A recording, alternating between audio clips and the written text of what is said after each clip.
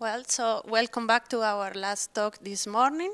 It's my pleasure to introduce Isaia Nisoli from Universidade Federal do Rio de Janeiro, and he will talk about rigorous enclosure of the discrete spectrum for transfer operators.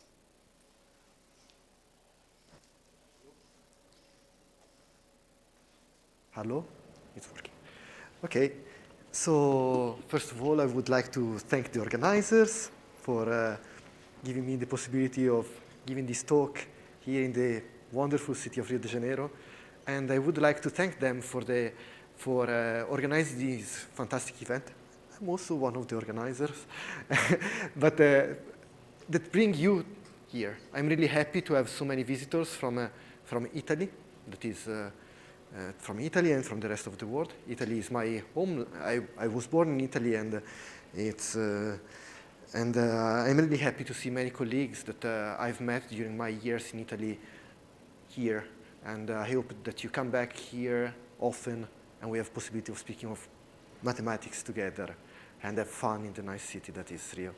So today I will speak about a working collaboration with Alex Blumenthal and Toby Taylor-Cash. And this result is a result that I really like.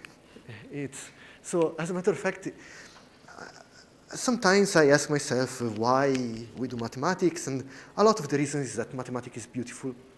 And everybody has a theorem, maybe when they were doing their undergraduate. And when they saw this theorem, it was this moment where you think, oh, I would have never expected this. And it's a moment where you fall in love with mathematics in some sense. And for me, the Gershgorin circle theorem was one of the theorems that made me fall in love with mathematics. And the problem is simple. So we have this matrix. It's a 4x4 matrix. And we would like to say something about the eigenvalues. And in a linear algebra course, we learn how to compute the eigenvalues of a matrix, and we write down the characteristic polynomial. So we put minus lambda here, compute the minus lambda here, compute the determinant, and then solve this degree 4 equation.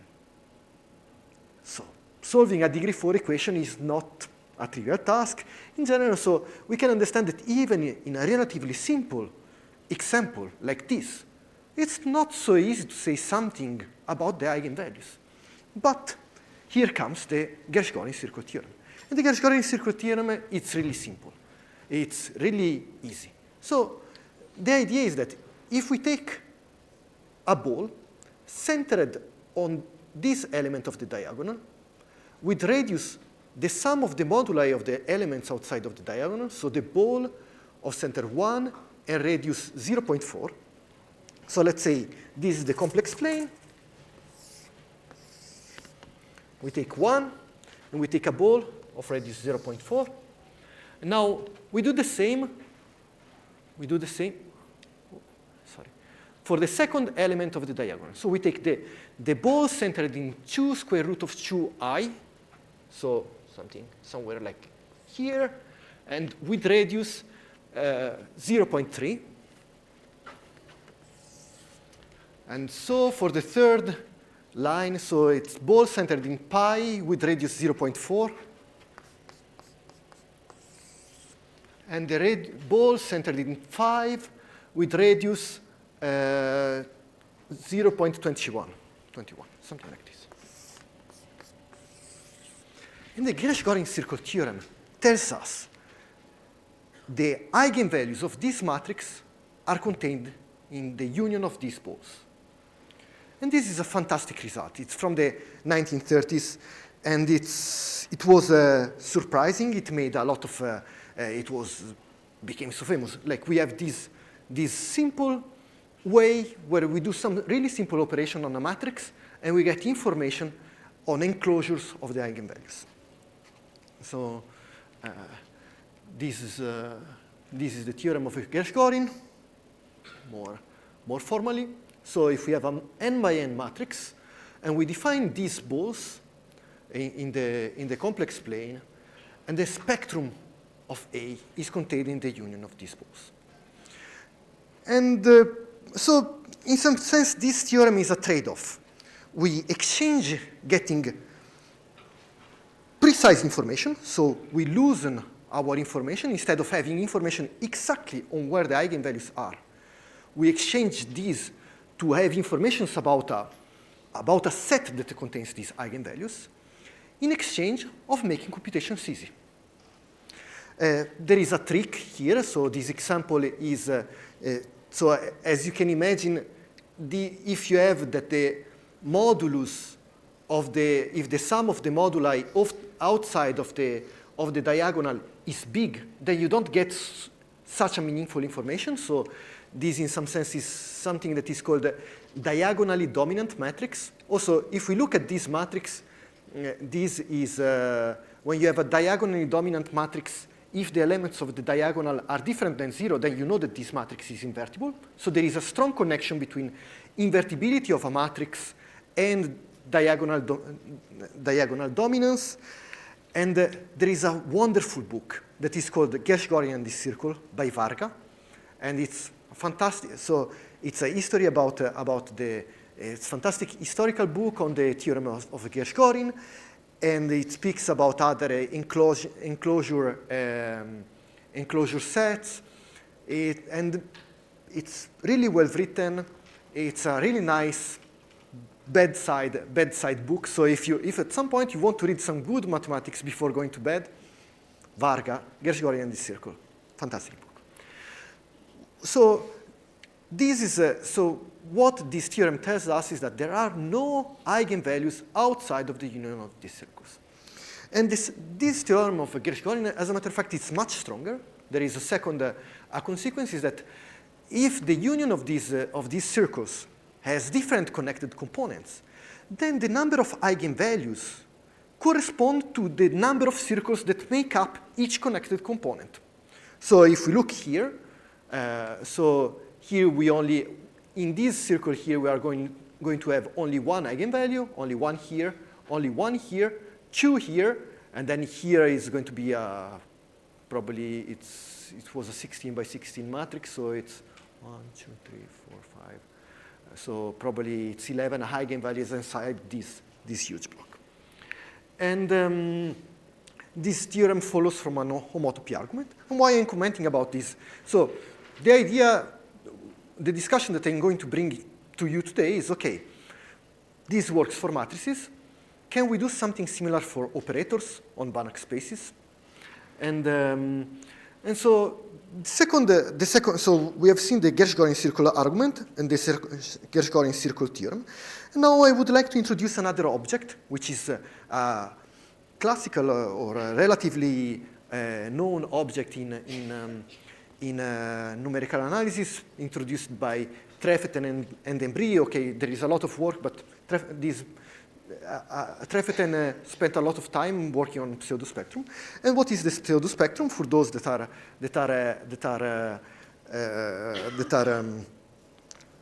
acquainted with the resolvent? If we look at the norm of the resolvent and we look at the super level set, so if we fix, if we take an operator on a Banach space and we take the set where the shifted operator is bounded and invertible, and we look at the super level set where where the norm of the resolvent is bigger than 1 over epsilon, we call this the epsilon resolvent set. And this is a quite so if we look at the diagonal, if we take a matrix A, this is I took a random matrix, random diagonally dominant matrix here, and so now I compute the pseudospectrum for the diagonal of the matrix. And so as you can see, we have the eigenvalues here, and then as soon as we get near the eigenvalues, the norm of the resolvent is going to explode. And what is interesting is that, okay, if we take perturbations of this diagonal matrix, we had a lot of random matrices, and for each one of these random matrices, we compute the eigenvalues. So the pseudospectra, the levels the levels of the pseudospectra essentially contain the eigenvalues for all the perturbations of this matrix. This is probably for those that work with the resolvent formalism is nothing really surprising, but in some sense this idea of the pseudospectrum is interesting because sometimes when we speak about eigenvalues, we lose information, and we lose information about especially because usually we are working with non-normal operators. So if we only look at if we think of getting near eigenvalues as getting near in small balls around the eigenvalues, then we are losing some information. But the pseudospectrum is able to enclose all the information about the non-normality of the matrix. And so I would like to show a simple proof of the Gershgorin circle theorem that shows the connection and shows how this idea of enclosing eigenvalues, it's almost trivial if you think about it. No, but how this connects with the idea of pseudospectrum. So suppose that we have a matrix A, okay, with an eigenvalue lambda.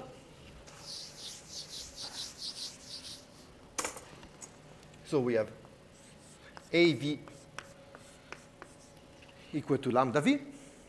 And now we take another matrix B, and we look at A minus B.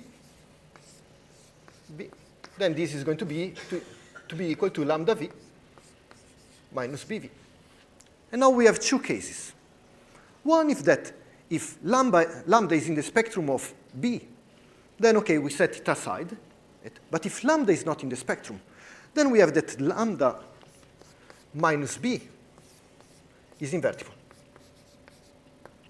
if lambda does not belong to the spectrum.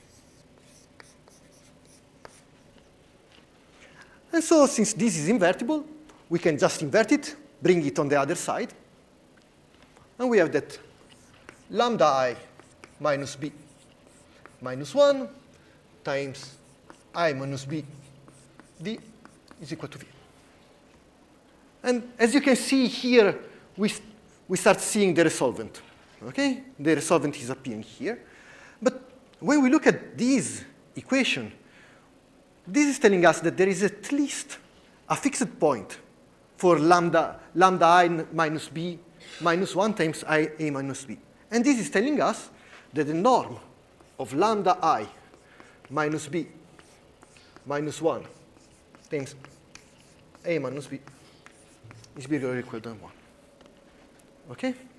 In particular, this has a strong consequence. And what is the strong consequence is that the spectrum of A is contained in the spectrum of B union what?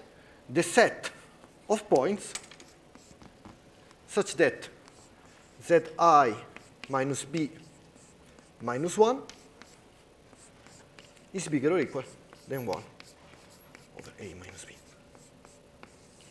So this is essentially the Gershgorin circle theorem. This is telling us, look, if the spectrum of A is contained in a set, and this set, and we have an enclosing set that depends on the norm of the resolvent of B and the distance between the matrix A and B.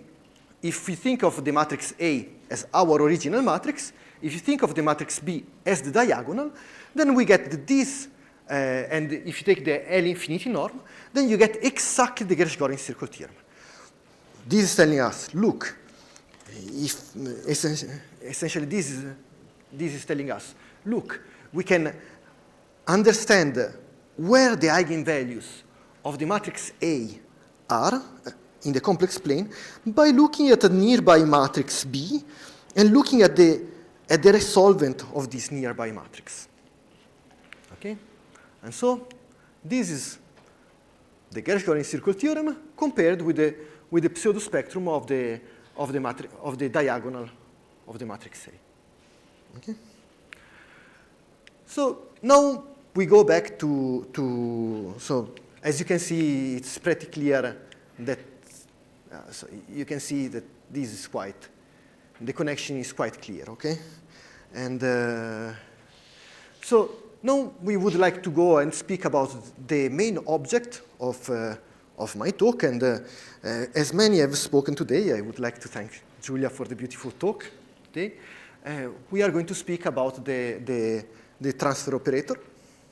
And the transfer operator it governs how a dynamical system moves around densities, okay? And it's interesting to understand the long-term behavior of the system, and it's interesting to understand the spectral properties of the system, how things are, how fast correlations decay, and so on.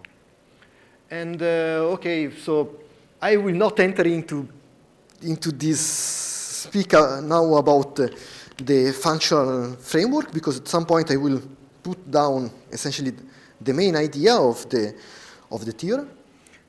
But studying the fixed points of the transfer operator is a useful tool that has been investigated by many people.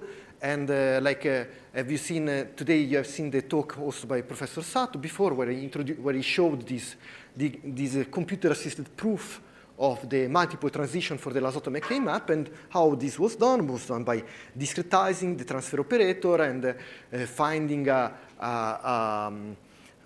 an approximation of the invariant density with a rigorous error bound. So we know exactly how near is the invariant density with respect to our approximation in some good norm. In particular, it was in the L1 norm.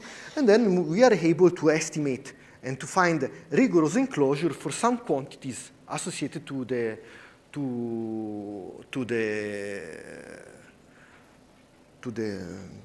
our dynamical system.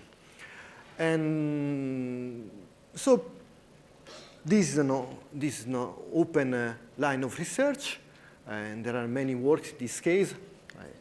And one point which is really important, and it's part of our algorithm to use. So one big difference between the work that I've been working on with Stefano and other colleagues is that we do some a posteriori estimates.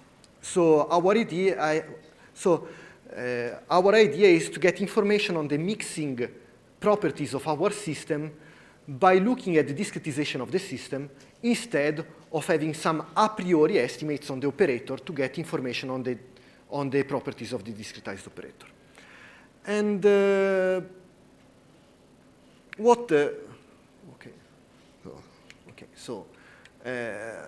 so there is a ongoing work in this case, also in this case, and as many people have spoken about spoken about resonances, about eigenvalues in the discrete spectrum of the transfer operator, and so it's an interesting problem to find a way to get some information about these eigenvalues. And the question is, and the natural question that we started asking ourselves when we thought about the Gershgorin circle theorem is, okay, is it possible to do a similar scheme, but for operators on Banach spaces? And is it possible that instead of knowing exactly where the eigenvalues for the abstract transfer operator are, maybe we can find a way to construct a simple, take our simpler discretized object and construct some enclosing sets for these eigenvalues in the complex plane. But what is really important for us is that we would like the problem to be tractable a posteriori. So we want to be able to make a scheme where we don't, so mathematics is difficult, and treating an example is difficult, and getting information on an abstract operator is difficult. So what we want to do is, okay, we bring the problem down inside the machine, and then let the computer do the heavy lifting. Like, we want to find a scheme where we discretize our operator, it's inside the machine, and the machine is going to spend days maybe doing computations, but at the end we have a computer-assisted proof, or a computer-assisted enclosure of where are the eigenvalues. Okay? So, what is the classical, part of this classical approach to the things is, okay, how, maybe I will try to fix some ideas. I will speak about the Ulam approximation, but this method in reality works for any case when you have a strong and weak Banach space and you are able to give some explicit bounds. So it's a really strong and powerful method. And, but in general, it's good to keep the Ulam discretization in mind because it makes easier to understand especially if you have some knowledge of the topic, it makes easier to understand where some of the finer points enter into the play. So the Ulam discretization is we take a dynamical system and we approximate it by a Markov chain. The idea is, okay,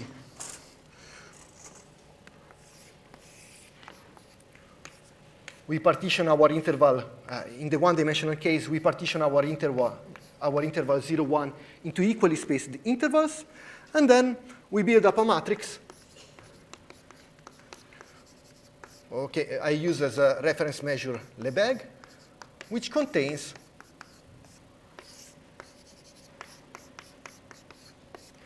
the relative size which contains the relative size of the points inside the interval ij that go into the interval ai. So I'm essentially looking at conditional probabilities. If I'm in the interval ai, what is the conditional probability to enter the interval? If I'm in the interval ij, what is the conditional probability to enter into the interval ai? Okay, and this is an important point. We usually, when we deal with these kind of problems, we always work with a couple of Banach spaces, a weak Banach space and a strong Banach space. In the case of the Ulam approximation, maybe W11 is a strong space and WV is L1. And we have an error that controls how good is our approximation with respect to this mixed norm. We have information on the error in the weak norm, like in L1, by having information on the behavior of the abstract operator in a strong norm space. And this is the fundamental point. So when we did the proof of the Gershgorin circle theorem, these resolvent estimates, we only had one norm. So let's see if we can adapt this is called the Hausholder argument, to the case when we have a strong and a weak norm. Okay? Before going this, I need to introduce some regularizing properties of the transfer operator. Usually a typical regularizing property of the transfer operator is called the Döblin-Fortet-Lazotta-York inequality, where we have a bound on the regularity in the strong norm under the action of our operator with respect to where we have a contraction here with this lambda is smaller than 1, and then we have a constant b, and this is usually the weak norm. Okay, this Lazotta-York inequality, Döblin-Fortet-Lazotta-York inequality has strong consequences, and as one of the consequences that the operator is quasi-compact, okay, in the strong Banach space, and so the essential spectrum is contained in a both central the region, and we have an upper bound on on the radius of the essential spectrum given by lambda, okay? And outside we only have discrete spectrum. This is the case in the case of deterministic dynamical system. I will speak also about random dynamical system in a moment, but it's good to keep in mind Ulam discretization, WU11, L1, Lazotte-York inequality. Okay, so let's try to replicate the Hausholder argument. So if lambda belongs to the discrete spectrum of P, and Pf is equal to lambda f, and now we take Pk to be our discretization. And if lambda does not belong to the spectrum of Pk, we can just invert lambda I minus Pk, exactly as we did before. And we have exactly the same equality. We have lambda I minus Pk minus 1 times Pf minus Pkf is equal to f. And now we need to put into play the fact that we have two norms. And what is going to happen is that, okay, we are going to use the weak norm here. And on the left side, we are going to have, look, the resolvent norm of the discretized operator, which is in principle something that we can touch. If we find a way, this is a matrix. So this is something that we can touch. We have the difference between the two operators in the strong to weak norm, which is exactly what the kind of estimate that we get from the as an example for the Ulam discretization. And here we have the weak norm of the eigenvector, and here we have the strong norm of the eigenvector. But in general, before going forward, I'm sorry. I want to comment this. So we can, if we have some information about the ratio between the strong norm of the eigenvalue and the weak norm of the eigenvalue, then we can define an enclosing set. And this enclosing set is an enclosing set where we have that the norm of the resolvent, so the pseudo-spectrum of the discretized operator, is bigger than some constant that depends on the difference between these two operators that we know. And here we have to be careful because we have to have an upper bound of the strong norm of an eigenvector with respect to the weak norm of the eigenvector, which seems strange. Is it possible that we have some bound on the strong norm of an eigenvector by the weak norm of the eigenvector? So this is the theorem. Suppose that this is the delta pseudo-spectrum of the discretized operator, and that lambda to be in the point spectrum of the operator P, and we define this gamma lambda, which is a bound on the strong norm of an eigenvalue with respect to the weak norm of the eigenvalue.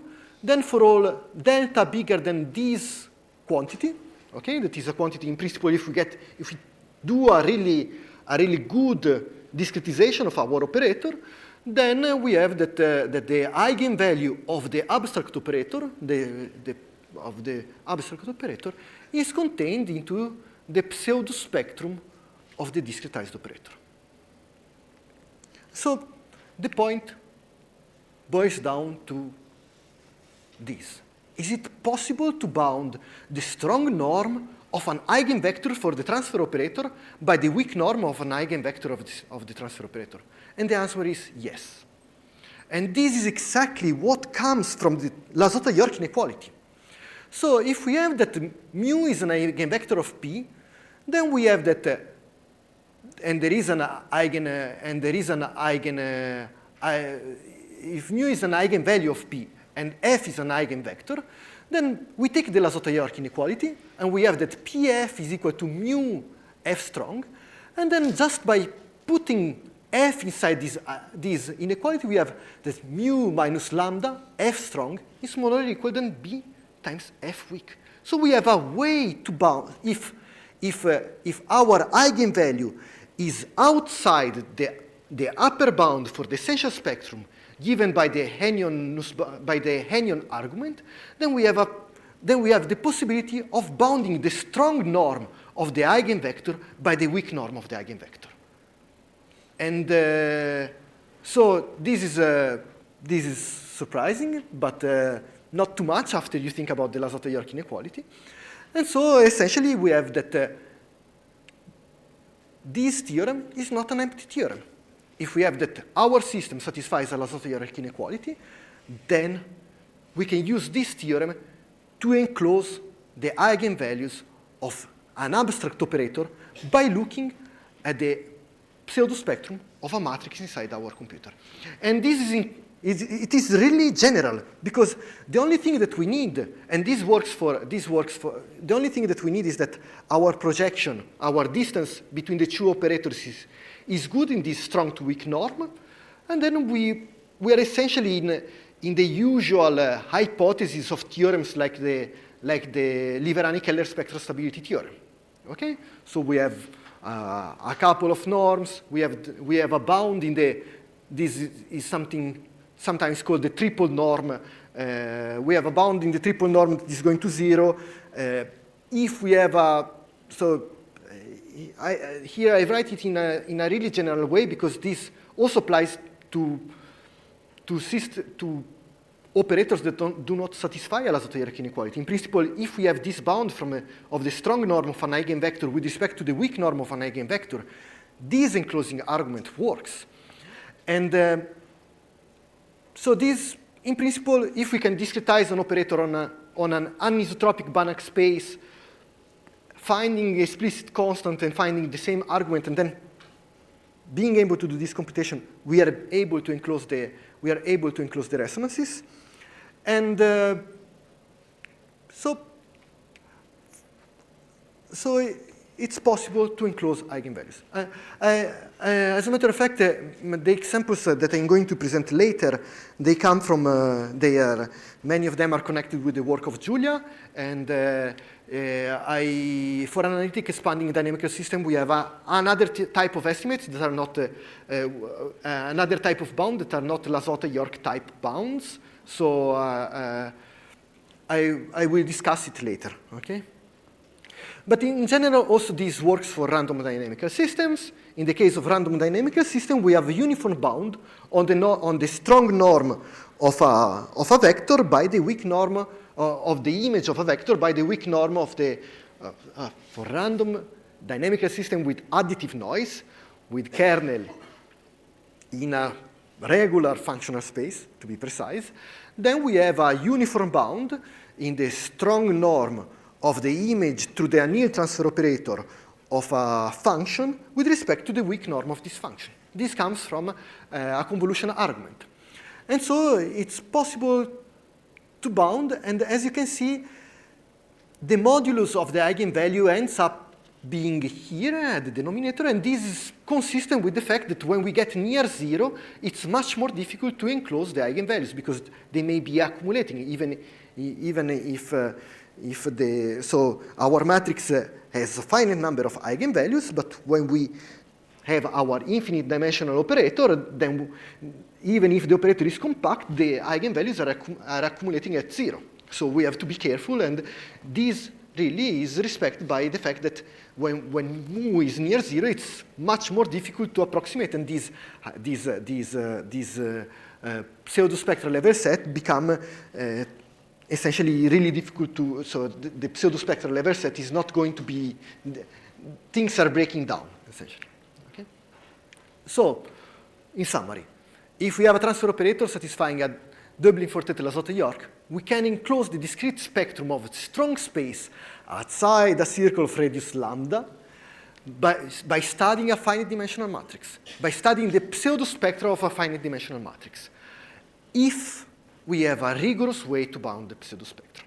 And now I will enter into I will speak about some more computational details. I will explain to you how it is possible to make this work by using some, I will not enter too much in numerical details, but I want to give you some idea of how it is possible to be done.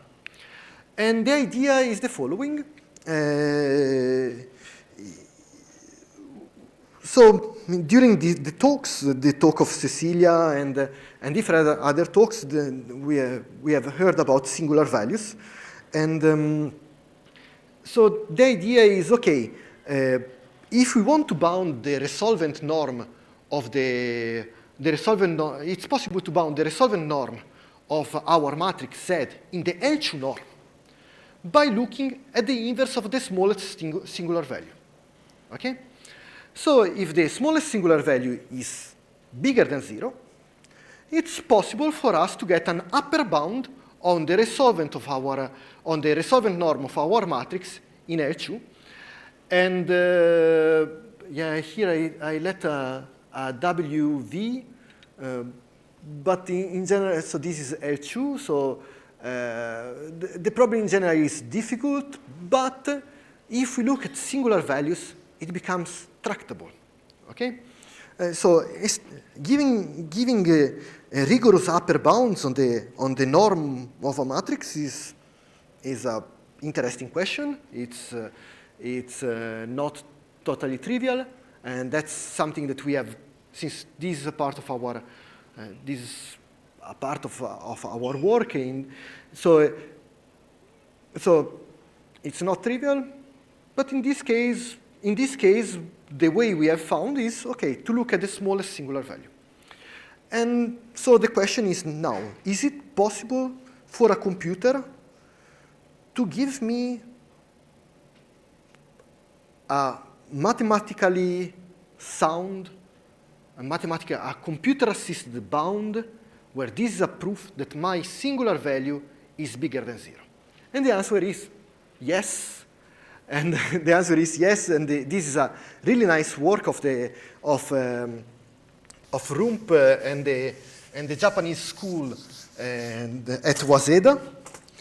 So Ogita, Oishi, Miyajima. I think Miyajima was a student in Waseda and then moved out. It's not so clear, but what is the idea? The idea is that we take a curve in the complex plane, and now on each we just cover it with small balls, and on each one of these balls, we do a computer-assisted bound on the norm of the resolvent. Now, since the norm of the resolvent is a subharmonic function, we have the maximum principle, and then we are able to prove, by using this technique, we are able to build up these that we call pearl necklaces, Colares Perola. So, and we are able to prove that the norm of the resolvent is smaller than a given value outside, and so the eigenvalue for the abstract transfer operator must be contained inside this curve. So the theorem as a matter of fact, again, this way to estimate rigorous lower bounds for the minimum singular value comes from a Gershgorin type argument, okay? But the idea is that using rigorous enclosures of matrix multiplications, it's possible to compute this product. So this is a matrix of intervals, and then we compute this. Essentially, we compute the error.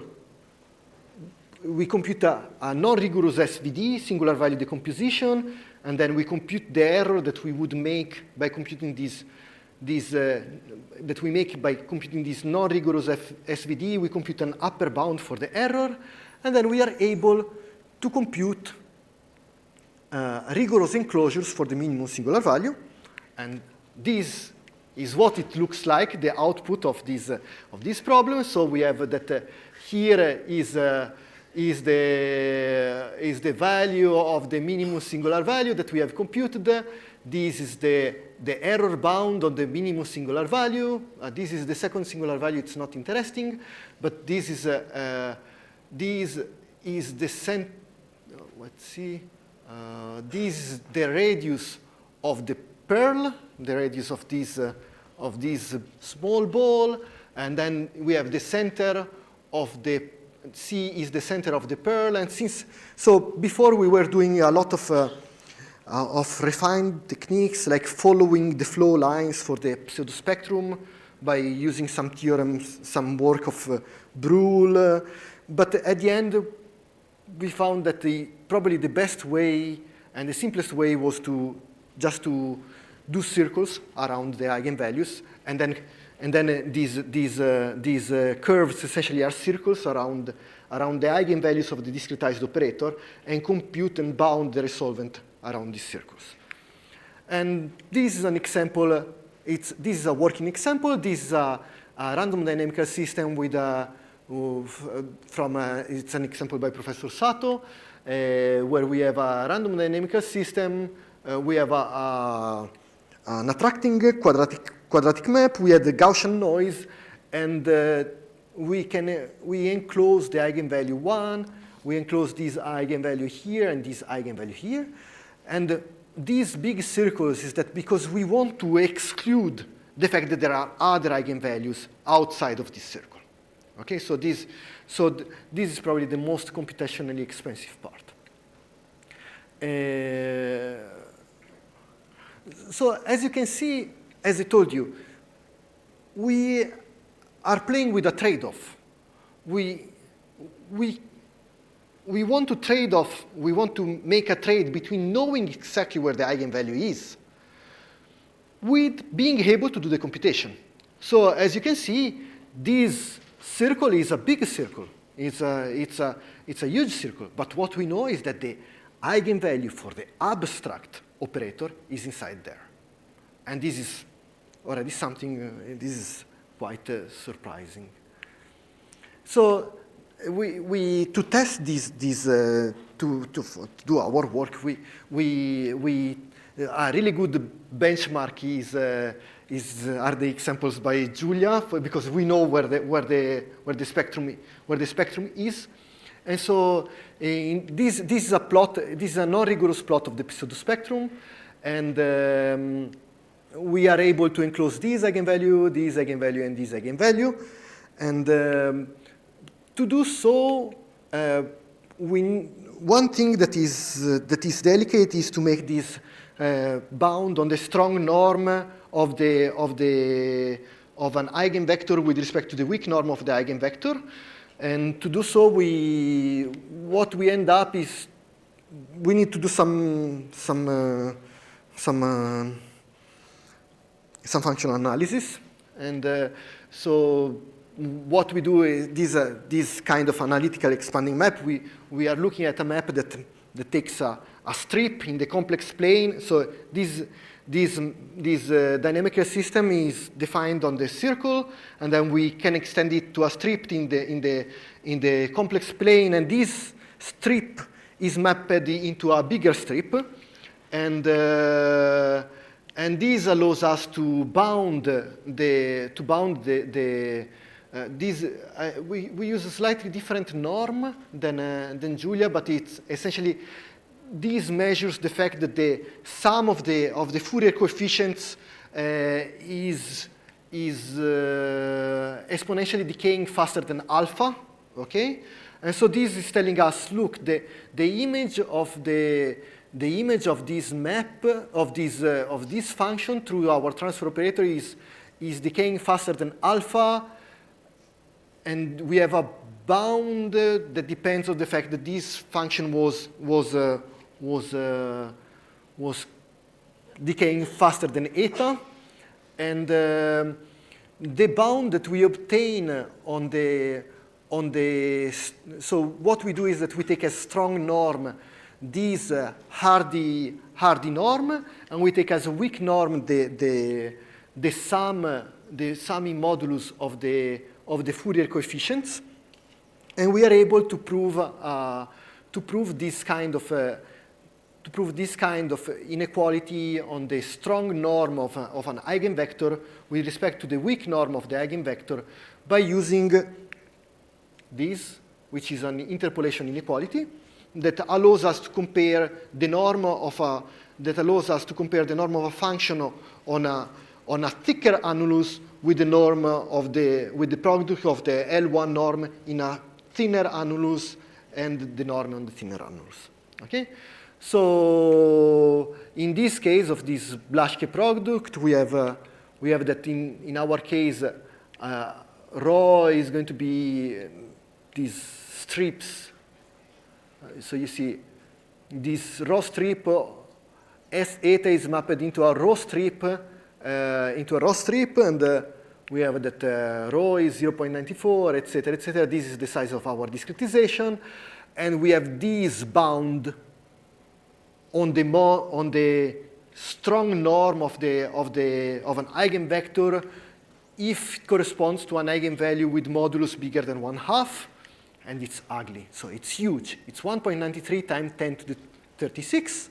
But what is good is that in these really nice Hardy spaces, the error between the discretized operator and the original operator decays really fast, and this is the bound that we have on the error from the discretized operator. So you see we have some wiggle room. We have essentially 10 to the minus 13 wiggle room, and we are able to build up 4 enclosing sets. These are the explicit rigorous upper bounds on the norm of the resolvent that we get, and so we are able to bound we are able to enclose the eigenvalues. We have this other nice example. This example is a perturbation of the 2x mod 1 map, and we are able to enclose these eigenvalues here, which was so I would like to thank Yuzuru, Professor Sato, and the University of Pisa for giving me access to their computers to do these calculations. But we are able to enclose these eigenvalues. So in general, also here we use Hardy spaces, but it's interesting. As a matter of fact, by looking at so one thing that I would like to bring to you as I don't know, how much time do I have? 2 or 3 minutes, perfect. So have you seen, during the talk by Professor Sato, you saw that one of the point and one of the question is, okay, we would like to get informations about the eigenvalues of these operators. And one question that is often asked is, okay, but how well these objects behave under perturbation? So is really the behavior of these eigenvalue the same as the behavior of the abstract operator? And as a matter of fact, we have the idea of looking at the pseudospectra of this discretized operator gives us a tool to have an understanding of the behavior of these. So this result proves essentially that if we look at the pseudospectra, even if we don't do a computer-assisted proof, but this is the right place to look at. And so this in some part is an idea of that correspond to this adaptive level of rigor. So like we first do numerical experiment to understand what is going on, and then we use mathematical tools, a different type of mathematical tools to understand, to try to give a direction for the proof. And then if we really want to spend hours of time on a cluster to do a computer-assisted proof, then we do the hours of time on a cluster to do the computer-assisted proof. This last slide I thought is interesting. So this is the spectrum of the Ulam discretization, and this is the spectrum for the same of the Galerkin discretization of the same map. And here I plotted the powers of lambda, the coefficients, the first coefficient of the Lazotte-York inequality for this map on W11. Okay, and so you can see that, and these lambda, these powers are going to be the first coefficient of the Lazotte-York inequality in higher regularity spaces. And so I wanted to show how different types of discretization allow us to see different things, and that at least to be able to do this kind of enclosure eigenvalues, we would need some kind of discretization that keep tracks at least of W for 1. So this, in some sense, allows us to understand. I wanted to show this to allow you to understand how the regularity influences the appearance and disappearance of essential spectrum. And yeah, okay, so summarizing, the Hausdorff argument connects eigenvalues enclosure for an argument with the pseudospectra of a nearby discrete operator. This is important. Eigenvalues on the strong space, discretized operator on the weak space. So you cannot exchange their role. This, in some sense, is dual to Liverani-Keller. So because why? Because the discretized operator on the weak space has full spectrum, so it's not really interesting. In the case of regularizing operator satisfying a Lazoff hierarchy inequality, this allows to enclose the eigenvalues, and this is reduced to a computational problem that is solved by this school as Rump, etc. So thank you.